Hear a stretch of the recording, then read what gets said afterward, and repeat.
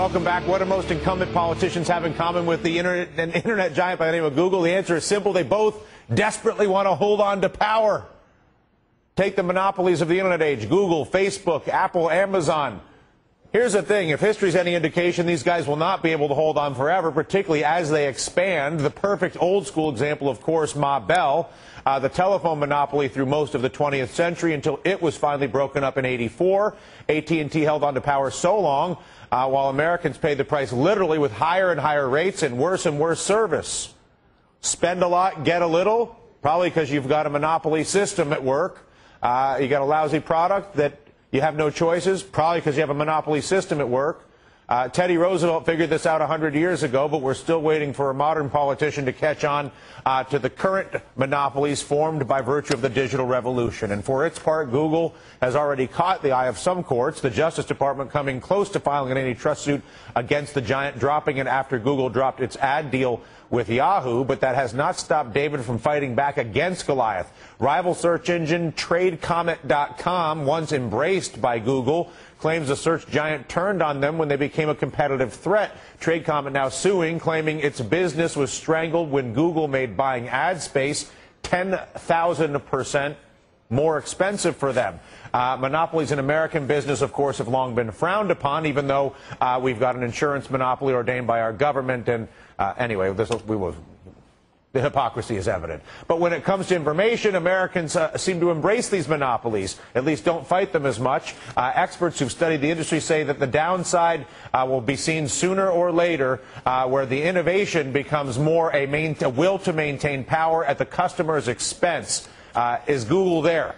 Joining us, Columbia Law School professor Tim Wu, the man who first coined the term net neutrality. Tim's new book called The Master Switch: The Rise and Fall of Information Empires. Why is an information monopoly, Professor Wu, specifically such a liability?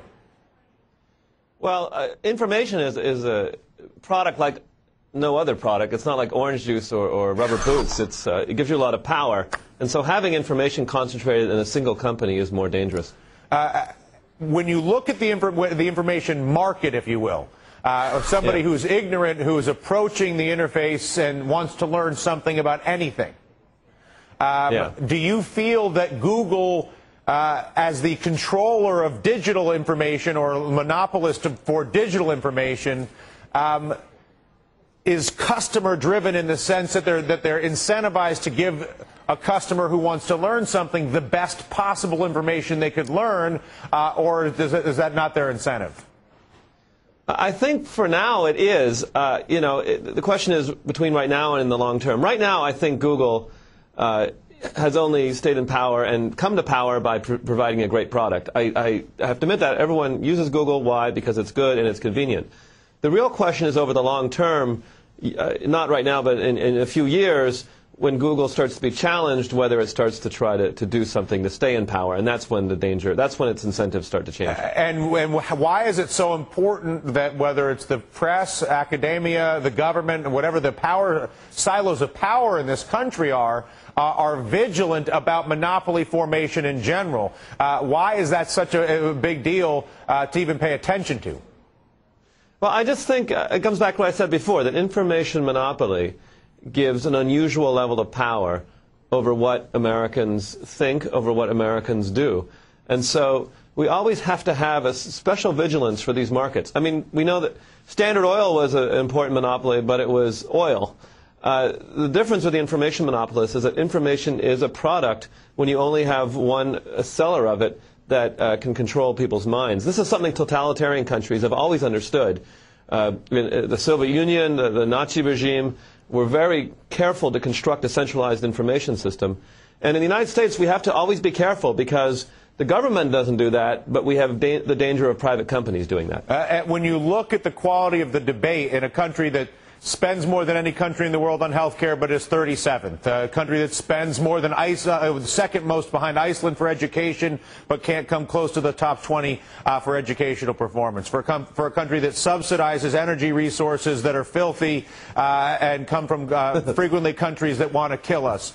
How much do you think the political ability to not address any of these obvious problems and instead get us arguing about earmarks, which represent 0.3% of the overall budget, is a direct reflection of the fact that the information market is broken.